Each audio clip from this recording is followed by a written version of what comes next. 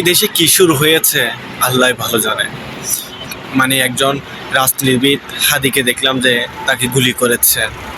একজন রাজনীতিবিদ যেখানে হচ্ছে সুরক্ষিত নয়, সেখানে কত সাধারণ জনগণ আমাদের সুরক্ষা নিয়ে আসলে আমরা দুশ্চিন্তা করি।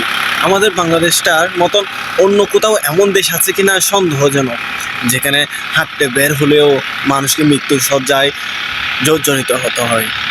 কত মানুষ কেউ হচ্ছে উপর থেকে ব্রিজ ভেঙে পড়ে, মানে বিভিন্ন জায়গায় শিশু হচ্ছে গর্তের মধ্যে পড়ে যায়। এভাবে করে অনেক মানুষকে আমরা মৃত্যুর চোখে দেখেছি, যেগুলো আসলে আমাদের খুব কষ্ট দেয়, যেগুলো আমাদের আঘাত করা হয়। এই দেশে এমন নোংরা রাজনীতি যা আমাদের আসলে ঘৃণার একটা কারণ হয়ে দাঁড়িয়েছে। এখানে শুধু আছে কে কাকে দোষারোপ করবে, কে কাকে অভিযোগটা দিয়ে বেঁচে যাবে, এটা নিয়েই আছে।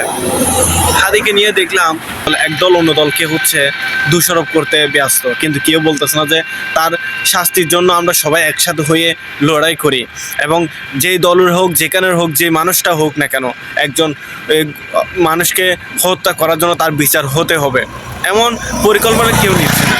যে যার মতন করে আছে, তারা চাচ্ছে স্বার্থ হাসিল করার জন্য তারা নিজেদের মধ্যেই তর্ক বিতর্ক করছে। যেখানে সবার এক হওয়ার কথা, সেখানে সবাই মিলে একে অপরকে রাজনীতির ছায়াতলে পড়ে একে অপরকে অভিযোগ করতে ব্যস্ত।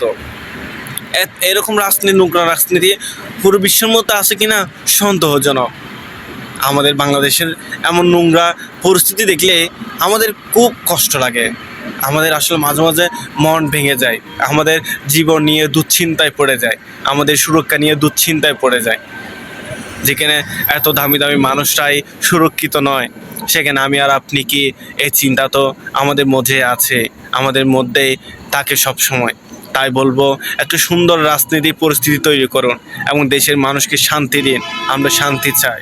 অনেক হয়েছে রক্ত দেওয়া, আমাদের এগুলো বন্ধ করুন, এগুলো আর আমরা সহ্য করতে পারতেছি না।